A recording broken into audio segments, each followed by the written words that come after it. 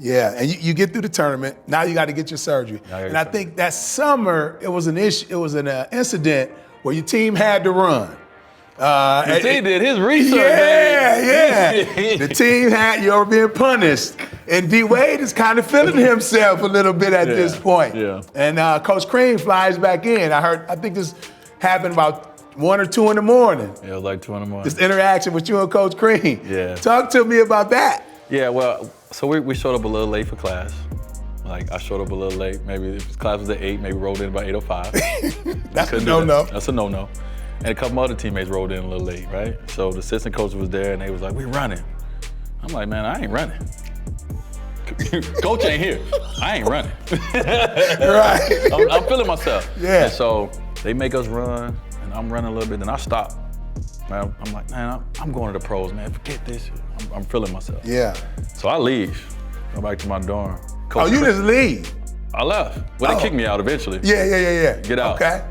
Coach Crean is off on the Final Four. And we're back doing, we're back into school. He's off in the Final Four. I know he's not there. I get a knock on my door at 2 in the morning.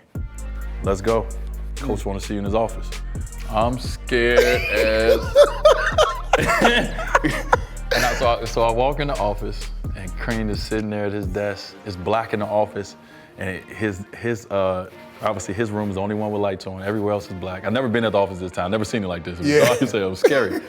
I walk in there, he got this, like, he ain't even looking at me, but he got this look on his face as he's looking down. You could see it, his nose and eyes and everything. I'm like, ooh.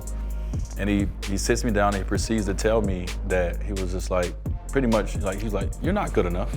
You think you're fucking good enough to go to the NBA? You're not good enough. You're not ready, you're not mature enough." Like, he broke me down.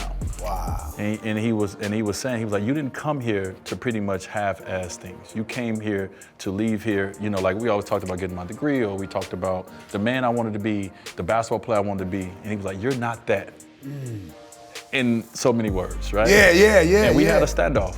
We had a little stand up, look at each other, kind of standoff moment. We did. Because I was feeling myself. And I was a 20-year-old man. They're growing into a young man. Yeah. But he humbled me very quickly too, and I respected him so much. And then so after that, I kind of calmed down. I went back to work because he was right. Yeah. I was supposed to have knee surgery after that, so I knew that my knee was going to be a little messed up, and I wasn't the player and the person I wanted to be. So, like, even though there was NBA talk about me sneaking into the first round or maybe even second round, but when you come from where I come from, that sound good. Oh yeah. Shit, I got a kid. Like, that sound good. But he humbled me and made me go back to my dorm and get myself straight. And I did. I could only imagine what that walk was like. Bro, I was nervous, bro. I was scared. Yeah, but good for him, that humility, man. Like, we need that. Not people that's still gonna tell you what you want to hear, what you need to hear. What you need to hear. Yeah. I need to hear it because I wasn't ready. You know what I mean? I let the noise on the outside of what everyone was telling me, I let that start filling up my oxygen. Yeah. Right? That became my oxygen in a sense. And so I needed to be humbled.